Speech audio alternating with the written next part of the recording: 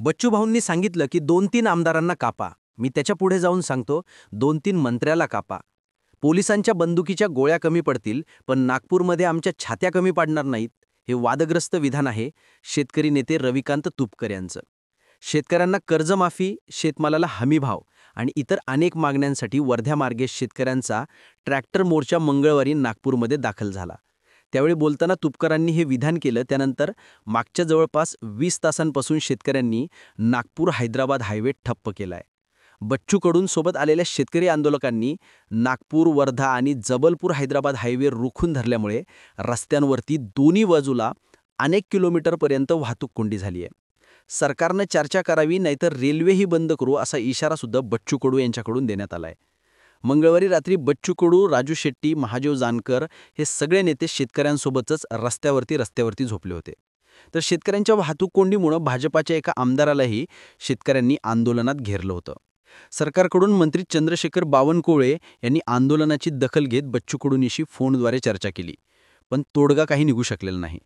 पण नागपूरमध्ये शेतकरी आंदोलनामध्ये नक्की काय घडतंय, शेतकऱ्यांच्या मागण्या नेमक्या काय आहेत, आंदोलनावरती सरकारची भूमिका काय आहे, नागपूरच्या शेतकरी आंदोलनाची सगळी माहिती जाणून घेऊयात या व्हिडिओतून.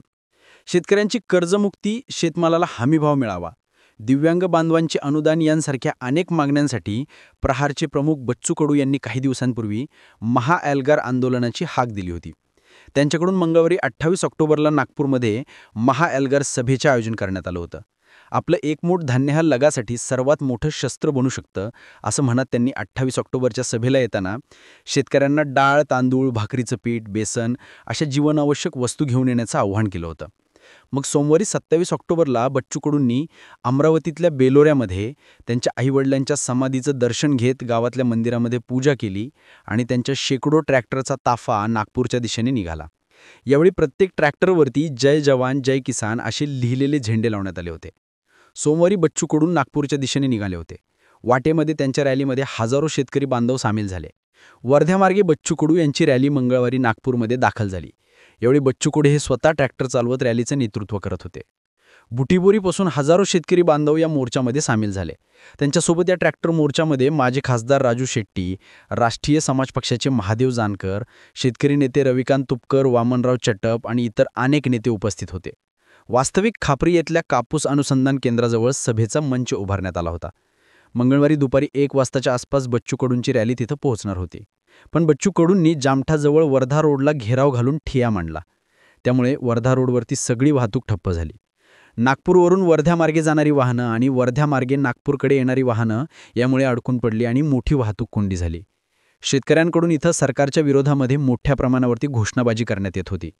दरम्यान शेतकऱ्यांच्या आंदोलनामुळे मंगळवारी रात्री झालेल्या वाहतूक कोंडीमध्ये वर्ध्यातल्या देवरी मतदारसंघाचे भाजपाचे आमदार राजू बकाने त्यांच्या गाडीमध्येच अडकले होते. आमदार बकाने त्यांची गाडी तिथं सोडून सुरक्षा रक्षकांच्या घेऱ्यामध्ये शेतकरी आंदोलकांची नजर चुकून तिथून निघून जाण्याचा प्रयत्न करत होते. पण ही गोष्ट काही आंदोलकांच्या लक्षात आली आणि त्यांनी आमदार बकाने यांना अडवलं. मग आंदोलकांनी आमदार बकाने यांना बच्चू कडूंसोबत आंदोलनस्थळी नेत काही काळ आंदोलनाला बसवलं. संध्याकाळच्या वेळी आंदोलनस्थळी बच्चू कडूंसह अनेकांनी भाषण करत त्यांची भूमिका स्पष्ट केली. यावेळी बोलताना रविकांत तुपकर यांनी एक वादग्रस्त विधान केलं. विधानसभेची निवडणूक होऊन 1 वर्ष झालं, पण शेतकऱ्यांची कर्जमुक्ती का झाली नाही? आम्ही भीक मागायला आलो नाही, हा आमचा नैतिक हक्क आहे. आज सोयाबीनचा 1 क्विंटलचा उत्पादन खर्च जवळपास 5,500 रुपये एवढा येतो, पण शेतकऱ्यांना प्रत्यक्षामध्ये 3 ते 3,500 रुपये भाव मिळतोय.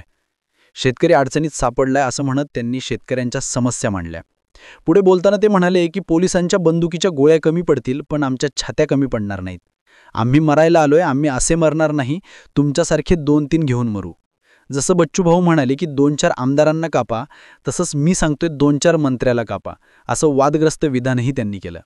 तर राजू शेट्टी यांनी राज्यातला शेतकरी अडचणीत आहे, त्यामुळे राज्यातल्या 12 जिल्ह्यांमधून जाणाऱ्या शक्तिपीठ महामार्गासाठी सरकारने जे कर्ज काढलंय त्या महामार्गाचं काम पुढे ढकला आणि कर्जाचा पैसा शेतकऱ्यांच्या खात्यामध्ये टाकून 7-12 कोरा करा अशी मागणी केली. तर बच्चू कडूंनी आम्ही मागच्या अनेक दिवसांपासून कर्जमाफी आणि इतर मागण्यांसाठी सरकारकडे आंदोलन, निवेदन, बैठका सगळ्या मार्गाने मागणी करत होतो, पण सरकारने या मागण्यांकडे दुर्लक्ष केलं. त्यामुळे आज राज्यातून आलेला शेतकरी, शेतमजूर, कष्टकरी, दिव्यांग बांधवांनी राज्याची उपराजधानी बंद केली आहे. जोपर्यंत सरकार शेतकऱ्यांचा सातबारा कोरा करणार नाही तोपर्यंत आम्ही इथेच ठिय्या देणार असा इशारा बच्चू कडू यांनी दिलाय. सगळ्या नेत्यांची भाषणं झाल्यावरती मंगळवारी रात्री बच्चू कडू, राजू शेट्टी, वामनराव छटप, महादेव जानकर आणि इतर नेते नागपूरमध्ये आंदोलनाच्या ठिकाणी रस्त्यावरच झोपले. त्याचे फोटोजही सगळीकडे व्हायरल झाले. पण नागपूरमध्ये जमलेल्या शेतकऱ्यांच्या मागण्या नेमक्या काय आहेत?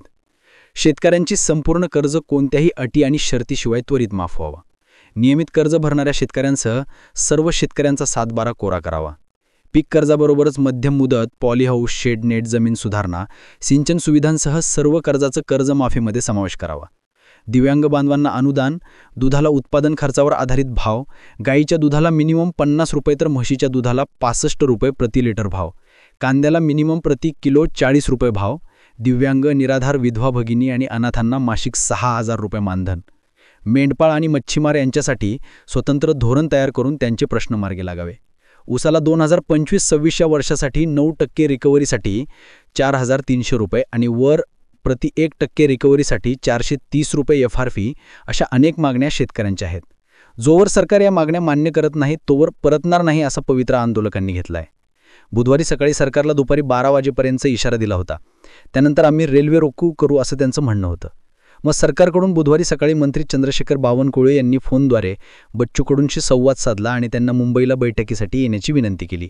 पण नागपूर सोडून मुंबईला येणार नाही, सरकारनं अधिकारी घेऊन नागपूरला यावं अशी भूमिका बच्चू कडू यांच्याकडून घेण्यात आली. त्यानंतर चंद्रशेखर बावनकुळे यांनी माध्यमांसमोर येऊन सरकारची भूमिका स्पष्ट केली. बच्चू कडूंनी आंदोलनाला सुरुवात केल्यावरती मी 26 तारखेला त्यांच्याशी बोललो होतो. 27 आणि 28 तारखेला बैठकही लावली होती. बैठकीला मुख्यमंत्री, उपमुख्यमंत्री अजित पवार आणि एकनाथ शिंदेही आले होते. पण बच्चू कडू यांच्याकडून कोणताही प्रतिनिधी आला नाही. राजू शेट्टी, अजित नवले किंवा महादेव जानकर यांच्यापैकी कोणीतरी या बैठकीसाठी आलं पाहिजे होतं. चर्चेसाठी आमची दारं उघडीच आहेत. त्यांच्या मागण्या मान्य करण्यासाठी त्यावरती चर्चा तर करावीच लागेल. पण काही ऐकूनच घ्यायचं नाही आणि सरकारला दोष द्यायचा, सरकारनं बैठक लावल्यावर यायचं नाही, हे बरोबर नाही. उच्चस्तरीय बैठक मुंबईमध्ये किंवा मंत्रालयातच होऊ शकते. त्यांनी चर्चेला यावं असं बावनकुळे यांनी स्पष्ट केलंय. मुख्यमंत्री फडणवीसांनी शेतकरी आंदोलनावरती बोलताना आम्ही बैठक बोलावली होती. सर्व प्रकारची चर्चेसाठी आमची तयारी आहे. शेतकऱ्यांच्या मागण्यांसाठी आम्ही सकारात्मक आहोत. आम्ही कधीच कर्जमाफी करणार नाही अशी भूमिका घेतलीच नाहीये. बच्चू कडूंनी चर्चेसाठी यावं असं मुख्यमंत्री देवेंद्र फडणवीसांनी स्पष्ट केलंय. बुधवारी नागपूरच्या जामठा परिसरातले अनेक छोटे मोठे रस्ते शेतकऱ्यांनी रोखले.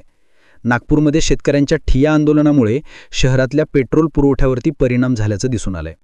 पेट्रोल आणि डिझेल पंप कोरडे पडण्यास सुरुवात झाली आहे. वाहतूक कोंडीमुळे अनेक पेट्रोल आणि डिझेलचे टँकर वाहतूक कोंडीमध्ये अडकलेत.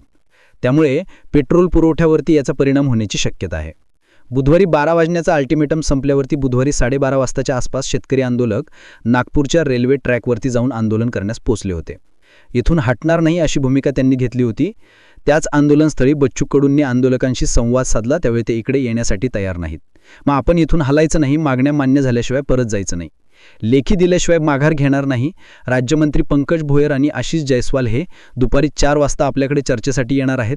तोपर्यंत आपण रेल्वे रोको करणार नाही अशी भूमिका बच्चू कडू यांनी जाहीर केलेली आहे. त्यामुळे सरकार आणि बच्चू कडू यांच्यामध्ये चर्चा होऊन या मागण्यांवरती तोडगा निघणार, काही आंदोलन आणखी जिघाळणार, हे पाहणं महत्त्वाचं ठरणार आहे. या शेतकरी आंदोलनाबद्दल तुम्हाला काय वाटतं? तुमची मतं आणि प्रतिक्रिया आम्हाला कमेंट करून नक्की सांगा. आणि माहितीपूर्ण व्हिडिओ बघण्यासाठी गर्जना मराठी या यूट्यूब चॅनलला नक्की सबस्क्राईब करा. धन्यवाद.